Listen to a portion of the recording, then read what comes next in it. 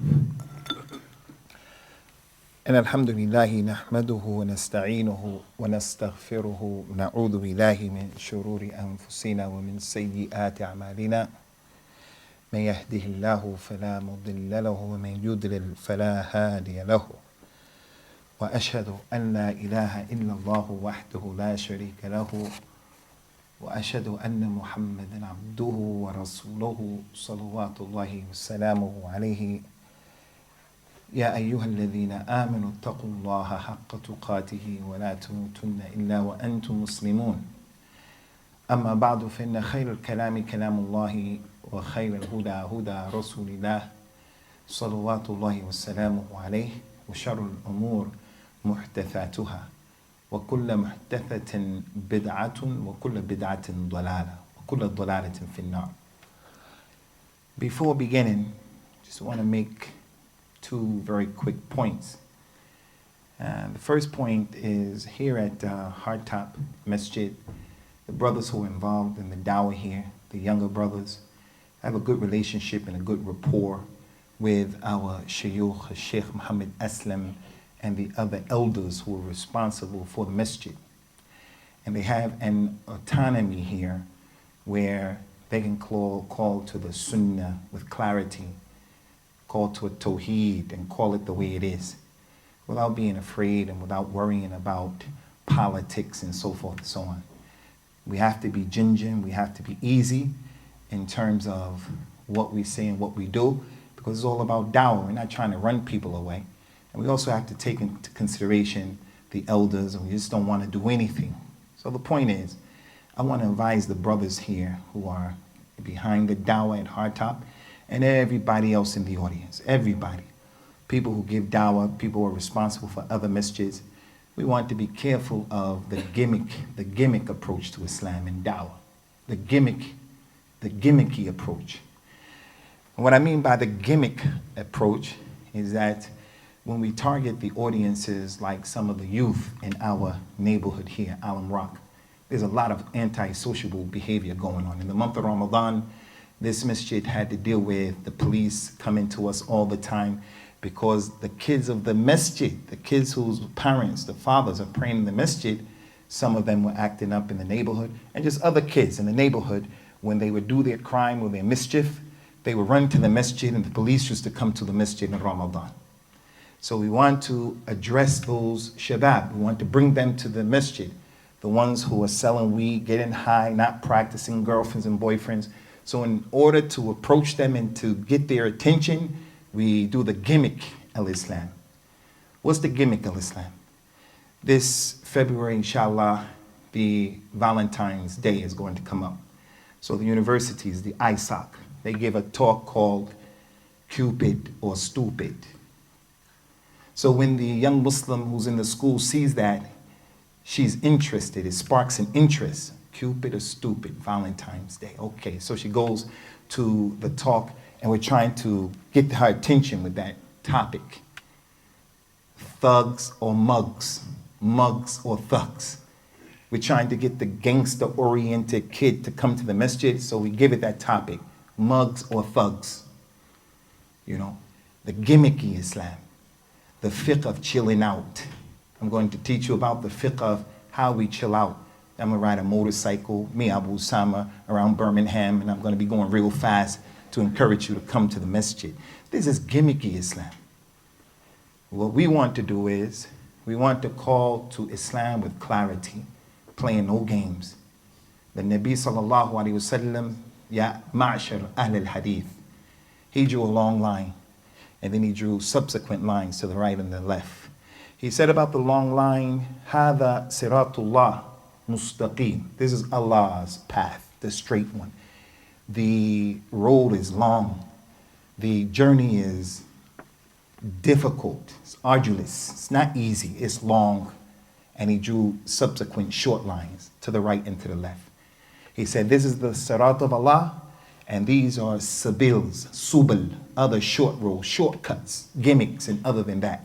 He said, على رأس كل سبيل منها شيطان يدعو إليها. At the head of all of these short paths are shaitan. It's a devil calling the people to it. So you brothers who are organizing dawah, you brothers who are du'at in the audience, you came and you're visiting us from another city, another masjid, let us call the Muslims to al-Islam with clarity, al-Tawheed, al-Sunnah, al-Ittiba', al-I'tisam, staying away from shirk and kufr, staying away from al-Bid'ah. And yes, I do understand these youngsters, with what we're dealing with, you go to any nikah, at the nikah, at your table, all you have to do is see all of the shabab. Most of them, they're playing with the different games that are available for them. And we, the elders and grown-ups, we're just on our mobile phones. We're not sitting there talking to each other, getting to know. That's the reality of the dunya today. So we have to come down and do what the Nabi said, or do what Ali ibn Abi Talib said. حَدِّثُ النَّاسَ عَلَى قَدْرِ عُقُولِهِمْ. Talk to the people in accordance to the level of their understanding. That's from Islam. The Nabi is going to talk to the Bedouin a certain way, and he's going to talk to Abu Bakr in another way. A Muslim who's been a Muslim a long time in one way, and the new Muslim in another way. I don't know if you brothers are aware. Over here where my library is, over here, there's a junkyard and a mechanic shop. One of our brothers who prays in this masjid, his name is Badr. He's been married for the last few months. Badr's wife, 4 months pregnant, was driving in the streets of Alamrock, right here, where we live. She's driving, minding her own business, trying to get wherever she was going. There were some drug dealers, Muslim names, 24 years old, being chased by the police. And he ran into the girl, hit her car, and she swerved and ran into an oncoming car, and she died, her and her baby. Yesterday we did the janazah, yesterday. So that's a clear indication that we have a mentality of young people who are lost in the sauce. They don't have a clue, even coming here. I'm late because I was in Bedford and the brothers were coming. We were thinking Isha at 7:45, like in Green Lane. But Hardtop has its own autonomy. They're going to pray at 7. So when we heard that, we started speeding on the highway. When we got to the neighborhood, I told the brother, slow down. Because Muslims kill other Muslims in our streets. And I don't want to have something to do with that. Badr's wife is a close-up impersonal indication that our Shabab needs some help. Our Shabab needs some classes to address their issue. No doubt about that. A few months ago, on Alum Rock Road, as you all know, by Dixie Chickens. We don't go to Dixie Chickens anymore. We all go to Peri Peri now. But by the Dixie Chicken, someone was just speeding for no reason at all. And he ran into the lady with a little baby. Ran into the lady. And you can see it on the YouTube. Ran in and crushed the girl, crushed the little baby. Muslim in our neighborhood. Youngster, where are you going? Where are you going? So we have to address the issue, but not at the expense of gimmicks, playing with the dawah. We call clearly to our religion, Tawheed, Salafiyah, the way of Ahlul Hadith, without all of the gimmicks, but we address these issues that need to be addressed. So the topic that's on the table is the topic of fearing Allah Azza wa Jal as it relates to your eyes. And my brother, Al-Akh Abu Ibrahim Hasnain is going to come and he's going to give a talk about being cognizant of what you hear. His talk is called Turn the Bass Down. And mine is what you looking at. So the point is not to put anybody down. This is an encouragement because I know from the brothers here in this area, they have a dawah here that we're proud of. A dawah that doesn't have shackles of politics for the most part. But let us be aware and cognizant of this reality because the talk about being aware of what you look at and what you give your eyes to is not a talk that's just for the youngsters who are not practicing. That's a talk for everybody who's here, the speaker included. No one is exempt from it. No one is that important. Everybody here has to be reminded of it.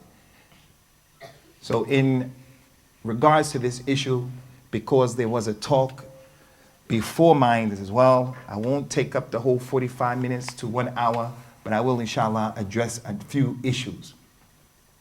First of all, Ikhwani, in regards to the eyesight, no one will be in doubt as to the fact that it is a tremendous ni'mah from Allah Azza wa Jalla. And Allah has mentioned in the Quran, وَإِن تَعُدُّوا نِعْمَةَ اللَّهِ لَا تُحْصُوهَا. If you were to try to count and number the favors that Allah bestowed upon each and every individual here, you will never be able to do so. And from the greatest ni'mas, from the greatest ones, is the ni'mah of being able to see what's in front of you. If it's taken away from you, you'll realize its importance. There was a man during the time of the Nabi. He had a few people who were blind. His mu'adhin was blind, and he still played an important role in the community. His handicap did not put him on the sidelines, on the peripheral. He was calling the people and giving dawah, encouraging them to come to the masjid. The Nabi said to those people, sallallahu alaihi wasallam, "Man faqada habibatayhi thumma sabara falahu al-jannah." Anyone who loses his eyesight, his two beloveds, he called it, his two habibs, anyone who loses it and he has sabr, I guarantee you're going to go to Jannah. That just goes to show the weightiness of the ni'mah of having eyesight. The Nabi sallallahu alaihi wasallam, from his sunnah, he goes into the toilet, or he wants to relieve himself, sallallahu alaihi wasallam. After relieving himself, he comes out and he says, "Ghufranaka." Oh Allah, forgive me. Shaykh al-Islam ibn al-Qayyim said the reason why he said that is not because you commit a sin when you are relieving yourself. There's no sin. You're just in the toilet, akramakumullah, and you relieve yourself. You come out and you say, "Ghufranaka" is the sunnah. He taught us by saying Ghufranaka is the person's way of saying, "Ya Allah, I seek forgiveness for not being able to thank you just for the ni'mah of going to the toilet. Just for that ni'mah. Because if I didn't have the ability to go to the toilet, the quality of my life is going to be compromised severely. Just having severe gas makes you feel like you're going to have a heart attack. So what about the ni'mah of being able to see? And the ni'mah of being able to hear? The ni'mah of having children? The ni'mah of having stability? For those of you who have been watching what's been going on in Syria, the crimes and the atrocities that both sides are playing and perpetrating against each other. If we were in Syria, we're in a place there's stability and security, we won't be able to thank Allah subhanahu wa ta'ala for all of these favors. All of these favors. And from the greatest favor is the favor of being able to see.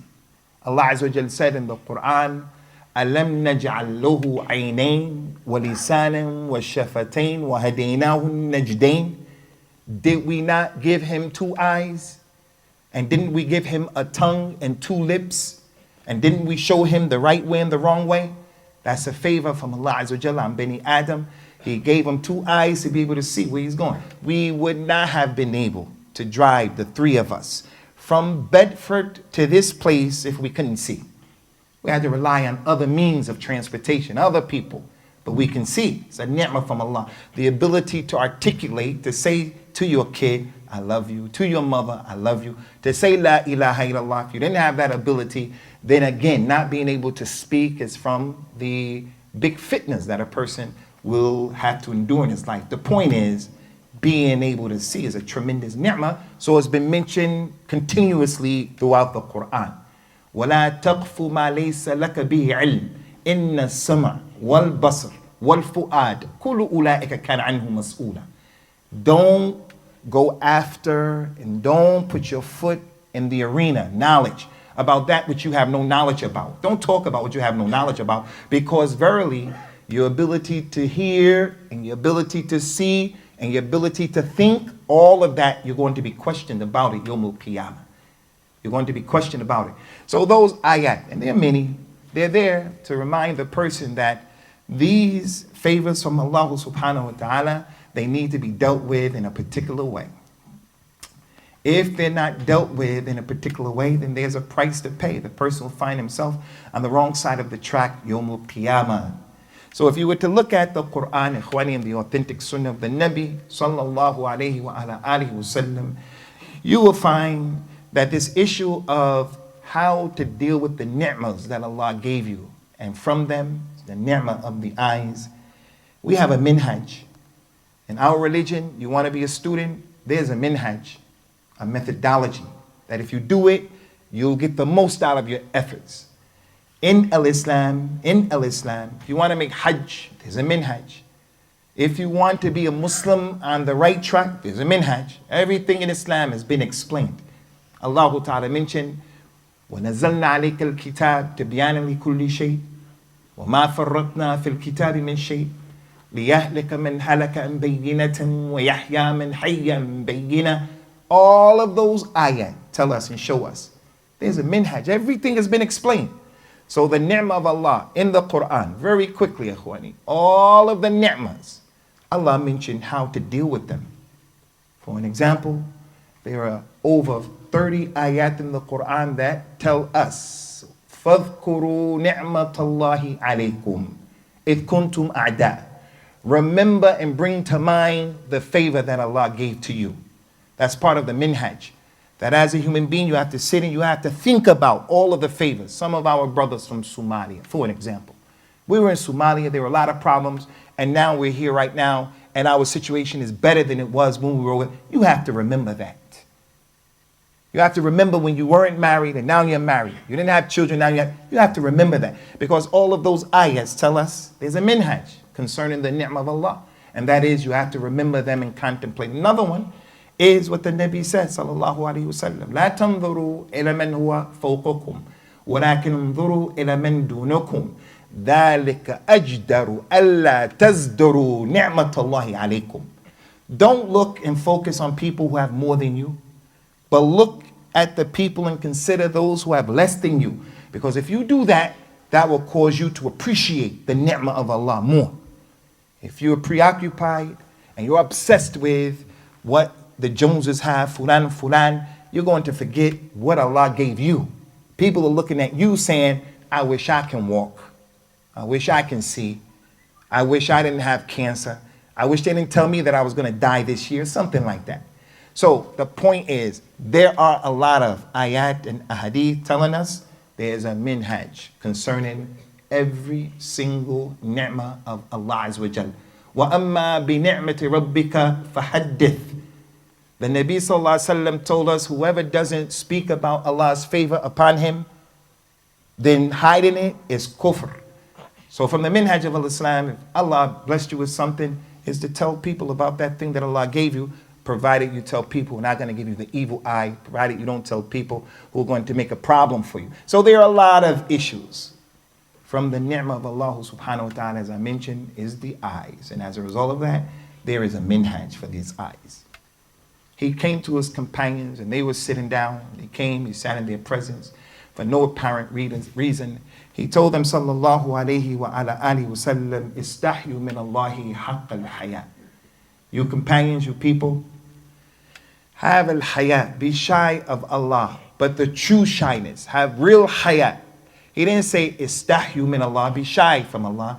He said have true modesty, shyness. They say, Ya Rasulullah, we are shy. We are shy.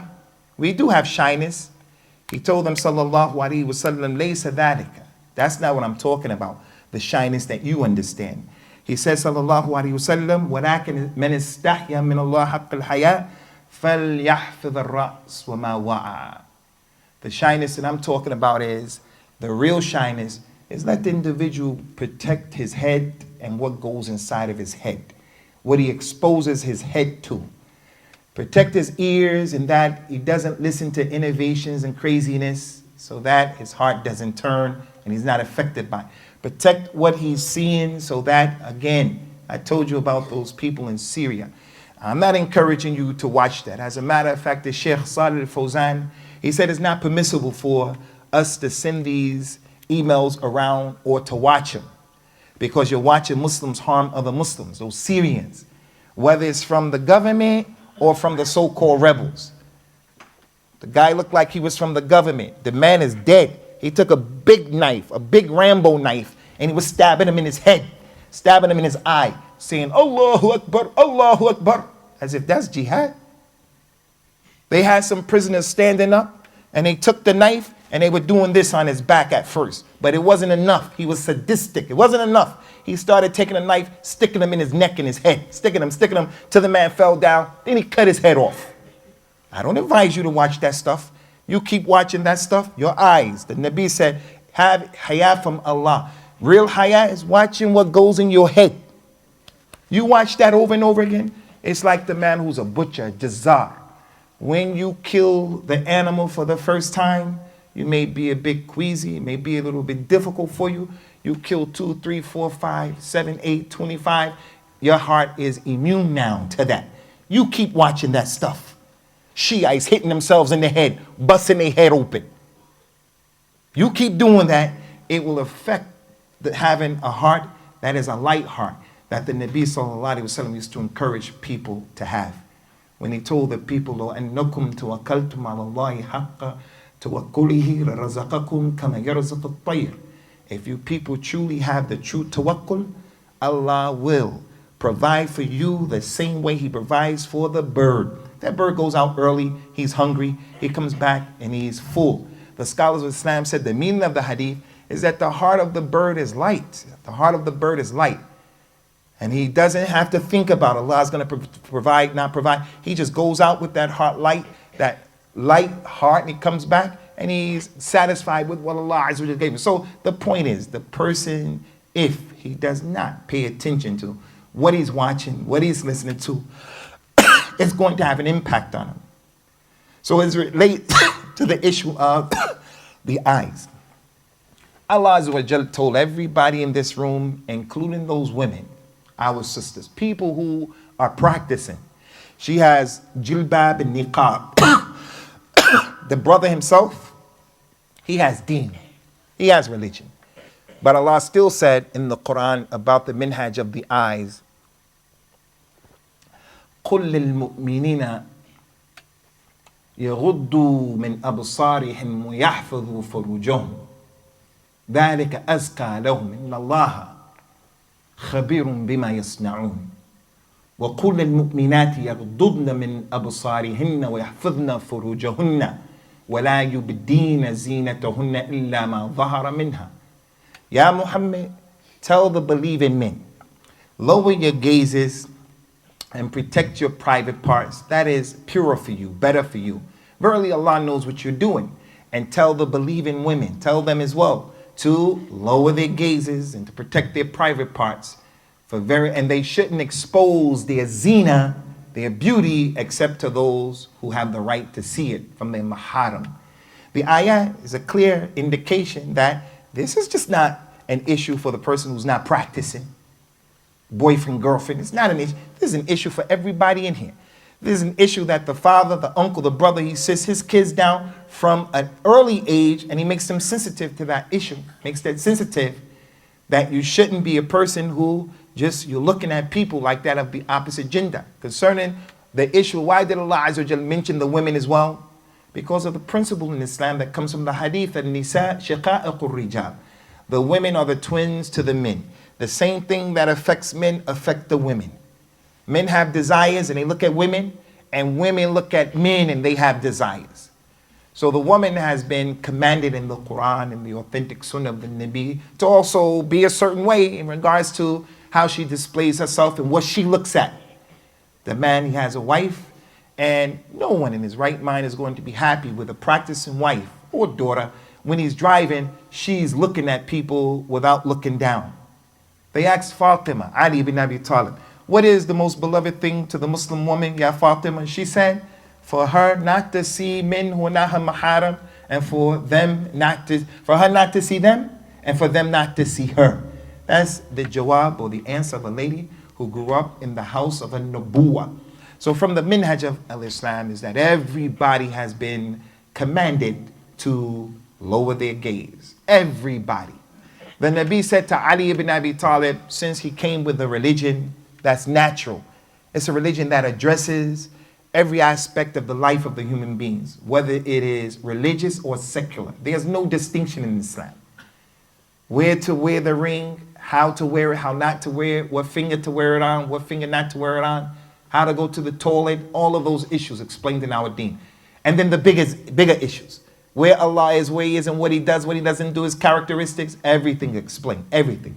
So in this natural religion, the natural religion, the Nabi told Ali ibn Abi Talib, لا تتبع النظر النظر فإن الأولى لك وليست لك الآخرة. Ya Ali, If you are in the street and you happen to see a girl, you happen to see something inadvertently, the girl is walking down the street and she just has tight clothes on, you can't miss her. Everybody's looking at her. You can't miss her. You're on a bus, you're driving, she walks in front of you. The Nabi, he told Ali, these things happen. He said that first glance that you have, that first one, he said, that's for you. That's for you. But the second one is against you. So the meaning of it is, if a person happened to see something and his eyes fell on it by accident. He's watching a documentary on TV, The Big Question, something that's permissible to watch, something that's beneficial, and then suddenly the camera goes to someone who's dressed inappropriately and something happens, commercial, whatever, and that happens just like that. The Nabi said the first inadvertent look that you had nothing to do with, that's for you, it's not against you. But if you look again, if you turn around after she walked by you and you looked again, then you're responsible for that. What happens sometimes, as I said to you, the man turns around after the lady walks by and she also turned back too. Because it affects both of the sexes. And al-Islam came to put the responsibility of both sexes to manage this issue. Islam said to those women, وَقَرْنَ فِي بُيُوتِكُنَّ وَلَا تَبَرَّجْنَ تَبَرَّجَ الْجَاهِلِيَّةِ الْأُولَى. You women should stay in your homes and don't make the display like the times of al-Jahiliyyah. In Jahiliyyah, she would come out with bangles on her feet, and she would walk in a seductive way and move her hips in a seductive way. She would have perfume on. She would be dressed in a particular way, and the bangles are making click, clang, clink, clang, clink, clang. When she's walking down the street, she draws the attention of the men to her. Islam said to the woman, stay in your homes. Stay in your homes. So she should stay in the house. But if she had to come out because she has an Islamic job, because she has to go shopping, because she has to visit someone, because whatever, she has to go to school. If she comes out, she has to come out the right way with hijab. And even when she comes out with jilbab and niqab correctly, she comes out. The Nabi said about her coming out, she came out correctly. He said, sallallahu alayhi wasallam, إِذَا خَرَجَتِ الْمَرْأَةِ إِسْتَشْرَفَهَا الشَّيْطَانِ. If that woman comes out of her house, a shaitan beautifies her. In Mecca, Medina, Somalia, Mirpur, New York, Chicago, if she comes out wherever in the world, and he didn't say how, if she just comes out, she's going to be a fitna. Dressed properly, she's a fitna. What about the people who are not dressed properly? So the point is, everybody is responsible. Men, women, married, unmarried, old, young, everybody is responsible. From the minhaj, ikhwani, concerning this issue is another instruction that the Nabi gave his companions, sallallahu alayhi wasallam, and as a result gave us the same instruction, is that he told them, إِيَّاكُمْ وَالْجُلُوسِ فِي الطُّرُقَاتِ. He told his companions, hey, beware of sitting in the street, just hanging out on a corner, and just being on the street. Don't have your majlis, your assembly, in the public walkway. They say, Ya Rasulullah, but we have to. We have to. If we always have to go in the house, it's not reasonable. We can't do it. We just have to stay in the street. In another hadith, a man said, we speak about the religion in the street. He told them, if you have to sit in the street, if you have to, then give the street its haqq. They said, what's the haqq of the street? He says, sallallahu alayhi wasallam, ghaddul basar, lower your gaze. Raddus salam, when people come by and they give you salams because you're sitting down, you should return the salams back to them. He said, and don't bother the people, because when you're in the middle of the street is the public access. It's for everybody. You're making it difficult for people to move to and from, so don't harm people in the street. And the last thing he said was to make al-amr bil ma'ruf and al-nahy anil munkar. When you see things going on, since you're in the street, you should tell people, hey, don't do that. Hey, you should do this, and so forth and so on. So the point is, he warned his companions and he warned his community, sallallahu alayhi wa ala alihi wasallam, about the danger of just taking the public street as a place to cool out and to hang out, because there are going to be evil things that happen in the street. And if you're there, you're going to be a part of the problem. You may be the reason of the problem. So he told the people, if you are there, You have to have something to do with eradicating the problem or minimizing the problem. Because you brothers waited since that other class that we didn't expect to have, we're going to stop here, inshallah ta'ala, for this 30 minutes. And then we're going to bring Brother Abu Ibrahim Hasnain, inshallah ta'ala, to give his presentation. And may Allah Azza wa Jal give us tawfiq and establish our feet firmly upon the kalimah of the tawheed and on the sunnah of the Nabi sallallahu alayhi wa sallam. Hadha wa sallallahu wa sallam ala nabiyyihi wa ala alihi wa ashabihi ajma'in. Wassalamu alaikum wa rahmatullahi wa barakatuh. And I personally want to thank the Shaikh Muhammad Aslam and the elders for allowing us to continue our program. Shaykh, let us keep doing the programs. Dawat Allah. Let the sunnah go forth. And don't stop it. Assalamu alaikum.